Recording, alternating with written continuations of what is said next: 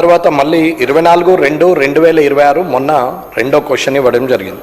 ఈ రెండు క్వశ్చన్లలో నేను అడిగిన ఏవైతే ప్రశ్నలు ఉన్నాయో ఆ రెండు ప్రశ్నల్లో కొన్నిటికి సమాధానం కూడా ఏమి ఇవ్వలేదు. ఏదైతే డబుల్ బెడ్రూమ్లు ఇచ్చారు దాంట్లో నాణ్యత లోపంతో చత్తులు నుండి ఇసుక వెళ్ళడం, లేకపోతే అద్దాలు పగిలిపోయి ఉండడం, ప్లంబరు పైప్ లైన్ లేకపోవడం, సెప్టీ ట్యాంక్ లేకపోవడం, వాటర్ సప్లై లేకపోవడం, ఎలక్ట్రిసిటీ పైప్ లైన్ అంతా తీసేయడం, ఆ డబుల్ బెడ్రూమ్లలో అన్ని కార్యక్రమాలు అన్నీ కూడా ఇల్లీగల్ కార్యక్రమాలే జరుగుతున్నటువంటి సందర్భంలో అడిగినటువంటి ప్రశ్న అది. ఆ రోజు నుంచి ఇవాళ మంత్రి గారు ఇవ్వడం, ఈ లోపల అది ఇంద్రమ్మ ఇల్లుగా మారడం స్కీము, అది సంతోషకరమైన విషయం. గ్రామాల్లో కూడా ఇంద్రమ్మ ఇండ్లు అవుతున్నాయి, దీంట్లో ఎటువంటి అభ్యంతరం లేదు, దాని మీద కామెంట్ చేయాల్సిన అవసరం లేదు, ఎందుకంటే ప్రజలకి మంచి జరుగుతుంది. దానికి నేను కూడా మీకు ధన్యవాదాలు తెలియజేస్తాను.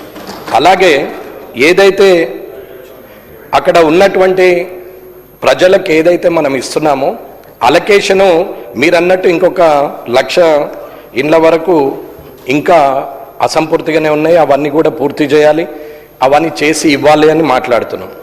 అన్న ఇది ఉన్న పరిస్థితి ఏంటంటే ఎవరిని ఉద్దేశించి మాట్లాడేది కాదు, అది ఆల్రెడీ బీటలు వారి చత్తులు పగిలి లీకేజీలై అక్కడ ఉన్నటువంటి ఐరన్ ఫ్రేమ్స్ అన్ని, కిటికీ ఫ్రేమ్స్ అన్నీ మొత్తము లీకేజ్లు అవుతూ అద్దాలు పలిగిపోయి అక్కడ ఉన్నటువంటి సందర్భంలో ఇంకా లేట్ చేస్తూ ఉంటే ప్రభుత్వం మీద భారం అవుతుందే తప్ప ప్రజలకు మాత్రం లాభమయ్యే ఛాన్స్ అయితే లేదు. ఇది నా అభిప్రాయం.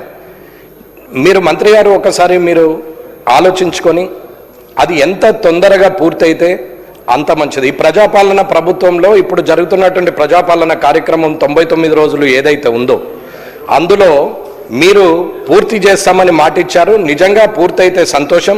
పూర్తయిన వాటిని అది నిజమైన అర్హులకి ఇవ్వడం బాగుంటుంది. గతంలో ఇది నా వాళ్ళు, నీ వాళ్ళు, కౌన్సిలర్కి సంబంధము, ఎమ్మెల్యేకి సంబంధము, లేకపోతే అక్కడున్న ప్రజాప్రతినిధికి సంబంధం ఉండి ఇచ్చినటువంటి కొన్ని అక్రమాలు జరిగినాయి. కొన్ని దగ్గరలో పారదర్శకంగా జరగచ్చు, కాదని నేను అనట్లేదు. నాకు తెలిసిన దగ్గరనైతే అలా జరిగింది. ఇప్పుడు ప్రస్తుతం మళ్ళీ ఇంద్రమ్మ కమిటీ అని చెప్పేసి వాళ్ళు కూడా మేము ఈ పొజిషన్లో ఉన్నాం, ఆ పొజిషన్లో ఉన్నాం, మేము ప్రభుత్వంలో ఉన్నాం, మేము ప్రభుత్వంలో మా పార్టీ ఉంది కాబట్టి మాకు ఇవ్వాలని రెవెన్యూ వాళ్ళ మీద, ఎంఆర్ఓల మీద ఒత్తిడి చేయడం జరుగుతున్నది. మంత్రి గారు మీరు దయచేసి మీకు ఉన్నటువంటి మీ డిపార్ట్మెంట్లో ఉన్నటువంటి అధికారులకు మీ మద్దతు అవసరం, వాళ్ళకి మనోధైర్యాన్ని ఇవ్వాల్సిన అవసరం ఉంది. నిజానికి ఎవరైతే అర్హులో వాళ్ళకి ఇవ్వడం వల్ల ప్రభుత్వానికి మంచి పేరు వస్తుంది. ఆ ప్రభుత్వానికి మంచి పేరు వచ్చినప్పుడు తద్వారా మళ్ళొక్కసారి విజయం కలుగుతుందే తప్ప ఇలాంటి కార్యక్రమాలు చేసి అవినీతి పనులు చేస్తూ నావాడు నీవాడని తిరిగి మళ్ళీ ఇస్తే మళ్ళీ ఎలాంటి పరిణామాలు ఎదుర్కోవాల్సి వస్తుందో మీకు చెప్పేంత అవసరం లేదనే నేను అనుకుంటున్నాను. కాబట్టి ఇది తొందరగా చేయమని చెప్తున్నాం. సరే, ఇంకొకటి ఏంటంటే అసలే ఆన్సర్ ఇవ్వండి ఏంటంటే ఆ రోజైనా డబుల్ బెడ్రూమ్లో కేంద్ర ప్రభుత్వం పాత్ర ఏమన్నా ఉందా, ఉంటే ఏముంది అని అడగడం జరిగింది. దాని గురించి మంత్రి గారు ఏమీ చెప్పలేదు. దాని గురించి ఒకసారి ఇప్పుడు కాకుండా తర్వాత అయినా పర్వాలేదు కానీ అది ఒకసారి చెప్పాలని కోరుకుంటూ, మంత్రి గారి శాఖనే కాబట్టి ఇంద్రమ్మ ఇల్లు ఏదైతే ఇప్పుడు నడుస్తున్న కార్యక్రమంలో సర్పంచులు లేనప్పుడు ఇంద్రమ్మ కమిటీ ఆధ్వర్యంలో ఇల్లు ఇచ్చారు. నా కామారెడ్డి కాన్స్టిట్యున్సీలో నేను ఎక్కడ కూడా వేలు పెట్టలేదు. ఇంద్రమ్మ కమిటీ ఏది అప్రూవ్ చేసుకుంటే అదే చేసుకోనని చెప్పేసి నేను ఎక్కడ మాట్లాడలేదు. ప్రజల్లో కూడా నేను వ్యతిరేకం చేయలేదు.